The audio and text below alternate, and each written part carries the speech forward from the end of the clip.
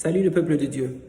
En tout cas, juste pour avoir un bref message, si possible, de refléter sur le fait que cette année, que nous avons tous passé du temps devant la présence de Dieu, nous avons cherché à appeler Dieu, nous avons senti les besoins de Dieu, et avec toute honnêteté, la culture et les temps dans lesquels nous vivons sont similaires au temps de Babylone, sont similaires au temps de l'oppression égyptienne, sont similaires au temps de Sodome et Gomorrhe, si pas pire. Et dans une saison comme ça, tu as vraiment besoin de Dieu. Des personnes comme Moïse vont se rendre compte qu'on nous promet le miel, on nous promet du lait, on nous promet une terre promise, mais Dieu, si tu ne viens pas avec nous, je ne partirai pas. Parce qu'il a compris que la présence de Dieu, c'est vraiment ce qui délivre. Alors lorsqu'on parle du thème de la présence de Dieu que nous avons médité et maintenant de la délivrance que Dieu est en train de prophétiser, ce n'est pas quelque chose de nouveau par rapport au mouvement biblique. Je vais d'abord enlever l'énigme autour des dates. Il n'y a rien de spirituel sur le 31 décembre, il n'y a rien de spirituel sur le 25 décembre, ce n'est une date que dans le calendrier, c'est-à-dire que le climat ne change pas du 25 au 26. Et dans la Bible, Dieu va parfois dire aux enfants d'Israël lorsqu'ils sortent de l'Égypte qu'à partir d'aujourd'hui, c'est le premier jour du premier mois, c'est-à-dire Dieu définit cette date-là pour toi. Il définit cette date-là pour son peuple. C'est-à-dire qu'il y a des gens qui ont accepté Jésus aujourd'hui, ils sont dans une certaine phase spirituelle, mais il y a d'autres qui ont déjà fait 40 ans avec Jésus, donc ils doivent entrer dans une autre phase spirituelle. Mais lorsque Dieu donne un thème, il est en train de parler d'une réalité de sa présence qui est souvent très populaire par rapport à la culture. Alors pour l'instant, nous avons besoin de comprendre la révélation même de Dieu dans la délivrance en comparaison du Dieu de la présence.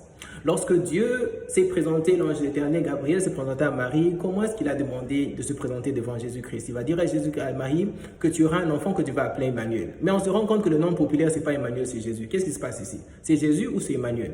En réalité, Emmanuel veut dire Dieu avec nous, c'est-à-dire le nom d'Emmanuel est le nom qui garantit la présence de Dieu dans le peuple de Dieu. Parce qu'il y avait un besoin, il y avait un besoin d'un sauveteur, Dieu dit, je suis présent. Et lorsque je suis présent, je vais performer ce qu'on appelle la délivrance. Je vais sauver mon peuple. C'est le synonyme de la délivrance. Alors de ce côté-là, tu comprends que Emmanuel, c'est la révélation de la présence de Dieu et que Jésus-Christ, c'est la révélation de la délivrance que Jésus va performer. C'est comme ça que le nom de Jésus est plus populaire parce que c'est le nom qui délivre. C'est-à-dire que lorsque tu fais des intercessions, lorsque tu fais des délivrances, tu es en train de dire au nom de Jésus, au nom de Jésus, au nom de Jésus, parce que c'est le nom qui porte la clé de la délivrance et l'autorité de la délivrance, mais tu ne peux pas avoir ce nom sans Emmanuel.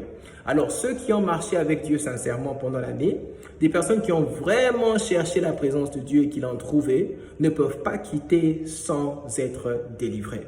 Parce que lorsque tu as trouvé Jésus, tu as trouvé ce qu'on appelle la vérité, et la vérité, c'est ça qui libère. Beaucoup d'églises parlent de choses, ils utilisent le nom de Jésus, mais tu te rends compte que tu es toujours quelque part enchaîné. Parce que la vérité n'a pas été dite, parce que les hommes de Dieu ont été sous des chaînes. Parfois, on est interrogé sur notre compétence à parler des choses de Dieu, notre façon d'en parler, mais en réalité, si tu as vraiment été sincère avec la parole de Dieu, tu sais très bien que même des animaux parlent de la part de Dieu dans la Bible et que le mouvement même prophétique était né de l'incompétence de l'Église de dire la vérité parce que Dieu a besoin de garantir que dans son peuple, bien qu'il ait mis des institutions, que la vérité ne soit pas corrompue par les personnes qui sont au contrôle des institutions.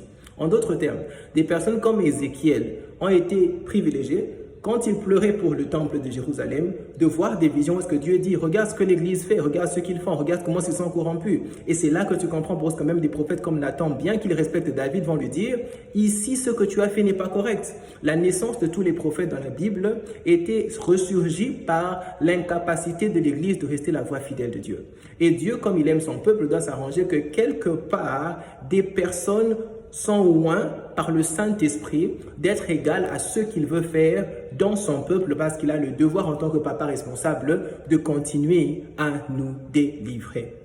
Et la délivrance de Jésus-Christ n'est pas des choses matérielles comme on nous vend à l'église. La délivrance touche aux choses profondes parce que le mal dans ta vie est profond. Je parle ici sur Internet, mais je viens d'une famille qui a beaucoup de chaînes, beaucoup de problèmes. Alors, c'est-à-dire que mon besoin d'argent ne va pas tous les résoudre. J'ai besoin d'adresser la source du problème.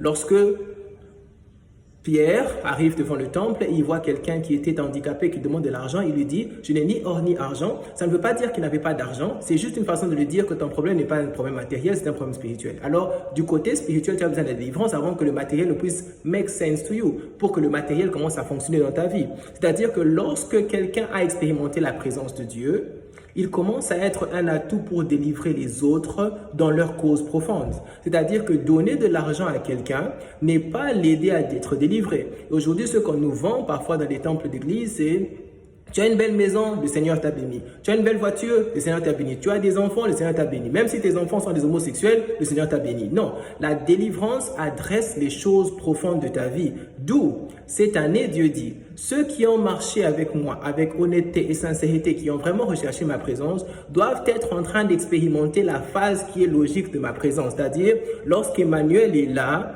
Jésus est là. Et lorsque Jésus est là, la lumière doit jaillir et l'obscurité doit partir.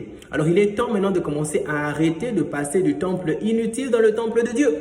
Tu ne peux pas aller à l'église tout le temps parce que tu aimes le pasteur, tu aimes la caméra, tu aimes la chorale. Ces choses ne sauvent pas parce que le mal de ta vie est profond. C'est-à-dire que tu as besoin d'un moment de comprendre que l'existence de l'église, c'est que la parole de Dieu doit être prononcée afin que dans ma vie, je puisse l'appliquer pour être capable d'expérimenter des choses plus grandes. La centralité de la Bible, c'est de chercher la présence de Dieu. Tout texte de la Bible est devenu important parce que Dieu était là-bas pendant ce moment-là. C'est-à-dire que si tu parles d'Égypte aujourd'hui, c'est parce que pendant une saison, Dieu était situé en Égypte. Si tu parles de Babylone aujourd'hui, c'est parce que Dieu était situé de Babylone. Quand on parle d'Abraham, c'est parce que Dieu était associé avec Abraham, avec Isaac, avec Jacob, avec Noé. Lorsqu'on parle des juges, c'est parce que Dieu avait remarqué que son peuple était en train de souffrir. Ils avaient besoin d'être délivrés, d'où il a loin des personnes qui devaient performer la délivrance. C'est-à-dire le Saint-Esprit dépend de la vie de quelqu'un qui doit faire une délivrance. Lorsque Dieu choisissait des rois, c'est parce que les rois étaient censés délivrer leur peuple de l'oppression de leurs voisins et renverser les trônes, renverser les altars de Baal. Mais Dieu le fait comment? Il le fait à la façon de Dieu, c'est-à-dire ce n'est jamais logique.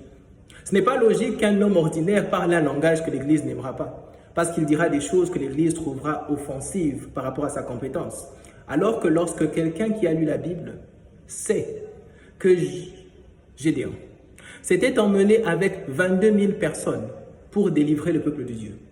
En d'autres termes, 22 000 personnes sont venues à l'église, mais seulement 300 personnes avaient la capacité de délivrer le peuple. En d'autres termes, venir à l'église, être un homme de Dieu, entre parenthèses, ne te donne pas la compétence de délivrer tant que Dieu et son esprit ne sont pas avec toi. En d'autres termes, Dieu a utilisé 300 personnes, du 22 000 qui se sont présentés dans le temple comme des guerriers, comme des combattants qui voulaient se battre parce que Dieu dit « Seules les personnes qui ont expérimenté ma présence ont la compétence, ont le caractère de la délivrance qui doit se passer dans ma nation. » Le peuple de Dieu est en train de saigner. Je prends beaucoup de sérieux aux âmes. C'est comme ça que lorsque je m'exprime avec beaucoup de liberté, étant non dépendant des dîmes, non dépendant des offrandes, non dépendant d'un temple particulier, mais étant authentiquement attaché à la personne de Jésus-Christ qui nous demande de parler selon la vérité. Alors on est dans un temps qui est très critique. Mon manque de parler, mon manque de conviction de la vérité va causer demain des torts à mes enfants, à ma famille qui vont vivre dans un environnement chaotique parce que papa avait décidé de nager avec la culture. Parce qu'il est devenu fréquent aujourd'hui que toutes les églises nagent à gauche, nous devons nager à droite. Le pasteur peut faire des bêtises à gauche, on fait des bêtises à droite parce que c'est lui le nouveau modèle de la religion. Alors en ce jour, je viens encore appeler le peuple de Dieu. La vie spirituelle est plus sérieuse que tu ne le penses. Parce que le jour où on va dans des funérailles, on se rend compte que lorsqu'il vient à ton âme, et les païens et les chrétiens disent que ton âme repose en paix, alors qu'ils n'ont plus l'autorité de décider où est-ce que ton âme va. C'est-à-dire que ton corps aux os et la fière sikoyo ne vaut rien. Ton corps ne vaut rien. C'est ton âme qui a besoin d'être sauvée. Et c'est comme ça que le travail du Saint-Esprit, c'est de toucher à l'âme, pas toucher au corps, parce que le corps est secondaire à l'âme. Alors pendant qu'on attend de voir des choses matérielles, Dieu se dit, tu as besoin d'expérimenter des choses spirituelles. Aujourd'hui, je viens te donner la paix. La paix que Christ a vue ton souci. Il a entendu tes cris. Il a entendu tes larmes. Il les a vus et il veut te délivrer. Mais tu as besoin de l'accepter comme Seigneur et Sauveur. Tu as besoin de l'inviter dans ta vie et dire Seigneur, j'ai besoin de ta présence comme Emmanuel et j'ai besoin de t'expérimenter comme Jésus-Christ dans la délivrance. Que le Seigneur te bénisse abondamment.